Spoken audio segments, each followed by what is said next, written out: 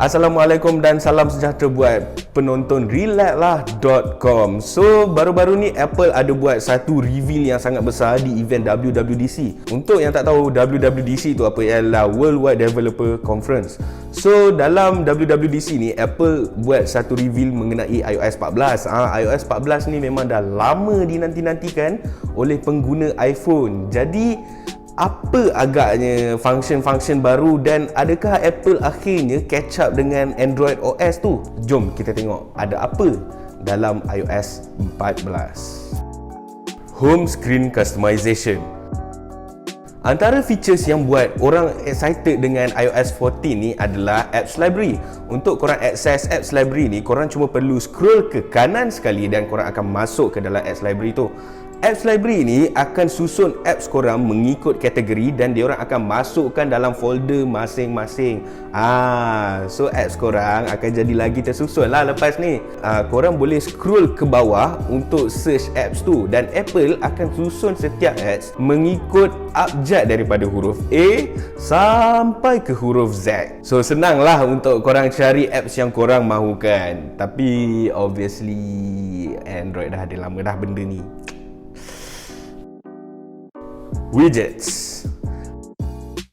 Akhirnya pengguna iPhone boleh letak widgets kegemaran diorang dekat home screen diorang. Korang boleh pilih location kat mana korang nak letak, dekat hujung kanan ke, hujung kiri ke, tapi agak terbatas lah. So macam select sikit lah, because korang tak boleh nak letak contohnya dekat tengah-tengah screen phone korang. Dia ada beberapa pre-made location je berdasarkan dari video Marques Brownlee ni. Tapi ini adalah version beta. Maybe kita akan boleh letak kat mana-mana je yang kita nak dalam official release nanti. Who knows? Dan korang juga boleh pilih size widgets yang korang nak. Contoh korang nak nipis ke, korang nak besar bulat ke, korang nak memanjang ke. Dan korang boleh stack widgets tu on top of each other as long as the size is the same. Bila korang dah stack widgets tu dekat home screen tu, korang boleh manually scroll down untuk tukar widgets yang korang nak. Contohnya daripada news, korang nak tukar ke weather, korang scroll sendiri. Tapi korang juga boleh set it automatically. So nanti iPhone tu akan decide waktu mana yang paling sesuai untuk widgets mana. Contoh pagi-pagi dia akan buka weather widgets dulu sebelum dia buka news punya widgets kan. UI and discrete calls. Pernah tak korang scroll phone korang tengah syok-syok layan Twitter, Instagram, tiba-tiba bila ada orang call, screen korang terus jadi hitam? Annoying gila kan? Tapi dekat iOS 14 benda tu dah takkan jadi dah. Bila ada orang call, dia akan keluar dekat bahagian atas sahaja. Kecil je. Korang boleh pilih nak tekan jawab ataupun tak nak.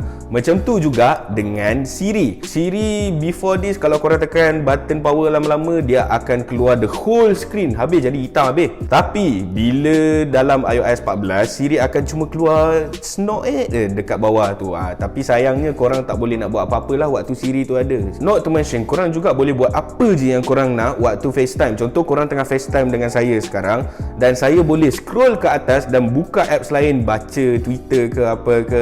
Sebelum ni tak boleh kan? Sekarang dah boleh. Picture in Picture. Okay, Picture in Picture ni walaupun dah diperkenalkan dalam iOS yang terdahulu, tapi dalam iOS 14 ni dia dah di-upgradekan. So korang boleh tengok video, tak kisahlah korang tengah buat apa pun. Korang boleh resize the whole video, sama ada nak besar ni, nak panjang ni, nak pendek ni. And yang paling penting, korang boleh tolak video tu ke tepi. Contoh korang tengah baca satu message yang penting dan korang tak nak video tu mengganggu, tapi at the same time korang tak nak tutup video tu, korang boleh tolak video tu ke tepi, audio dia still akan play dan dia akan ada satu arrow dekat tepi ni. Agak menarik lah benda tu. Emoji search. Nampak macam tak penting, tapi actually ramai je yang bazir masa waktu texting untuk cari emoji. So benda ni memang khas untuk korang. Translate app. Now iOS 14 dah ada Translate app tersendiri, dah tak perlu dah nak download third party app. Tapi buat masa sekarang ni language dia agak limited, so maybe dia akan update dari masa ke semasa after release lah nanti. Email dan browser. Tahniah pengguna iPhone, akhirnya korang boleh pilih default app untuk browser dan mail korang. Let's be honest lah, before this memang ramai pun tak pakai app Safari dan mail tu, kita download app lain, betul tak? Tap shortcut. Finally, ada juga feature baru dan inilah feature yang saya rasa Android patut curi daripada Apple. Apa tap shortcut tu? Tap shortcut tu ada dua jenis. Satu double tap, satu lagi triple tap. Dan korang boleh set sama ada double tap ni, contohnya korang nak set ambil screenshot. So korang tak payah nak tekan apa-apa lagi, double tap saja phone korang akan ambil screenshot. Contoh korang set triple tap, buka kamera, korang triple tap je, dia akan buka kamera. Cool gila kan? Tapi limitation dia, ada beberapa apps yang tak boleh lah. Maksudnya ada certain apps je yang boleh masuk dalam shortcut ni. Tapi jangan risau, Marques Brownlee ada bagi workaround dekat limitations ni. Macam mana nak buat? Korang set apps yang korang nak tu dalam siri shortcut korang. After that, korang set lah siri shortcut korang tu dekat sama ada double tap korang atau triple tap korang. Nampak tak betapa bijaknya Marques Brownlee cari penyelesaian untuk limitations ni. Okay? iMessage. So sekarang ni dalam iMessage korang dah boleh pin conversation yang korang nak dekat top sekali tau.